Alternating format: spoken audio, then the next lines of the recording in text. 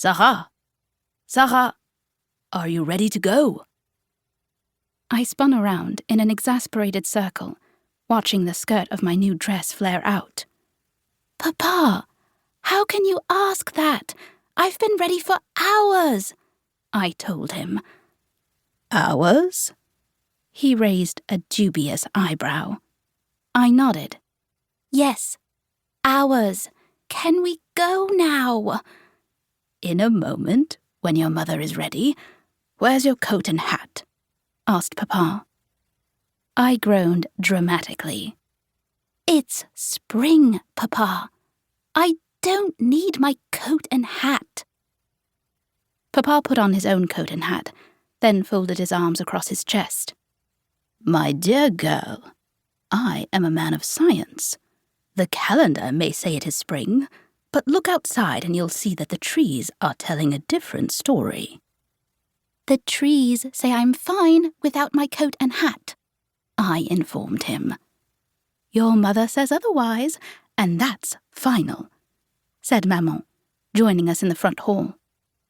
She looked so chic in her red wool coat and matching hat that I abandoned my protest and put mine on too.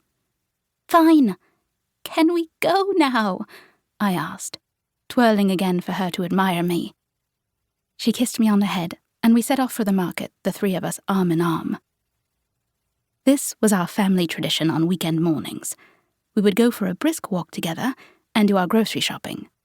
I always insisted on walking in the middle. I felt safe and snug between the two of them. I also liked imagining the three of us as a sandwich, my tall, elegant papa and my pretty sophisticated maman were the two sides of une baguette, and I was un petit morceau de fromage nestled between them. Bonjour, Dr. Bloom.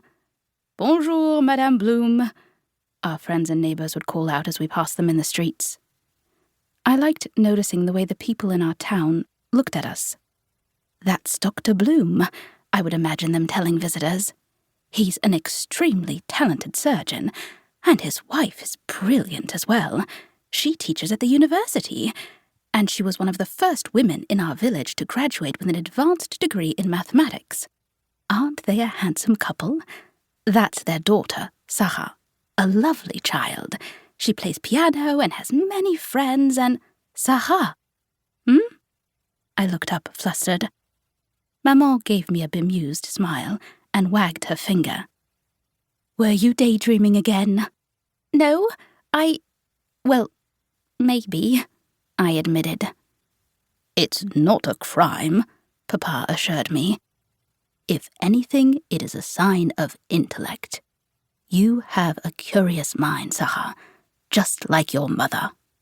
I think the daydreaming part comes from your father, said Maman. We continued on our way.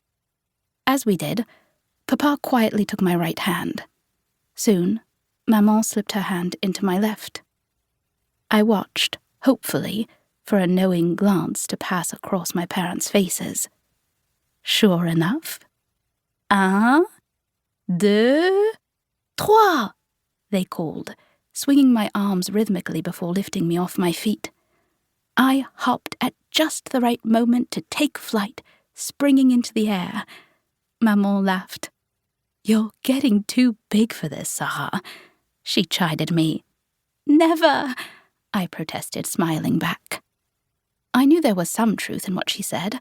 I wasn't a baby anymore, but I still liked to play, and I wasn't ready to give up our little games.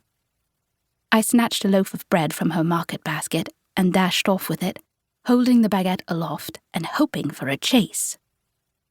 Come back here, called Papa, but he didn't run after me immediately. I could see him whispering to Maman, his brow furrowed. My mother nodded gravely at whatever he was saying, then whispered something back. I wondered what they were talking about. Perhaps Maman thought I shouldn't be running around in my new dress? Or maybe what looked like concern was simply the two of them trying to keep a secret from me. I did have a birthday coming up in May. Could they be figuring out the perfect gift?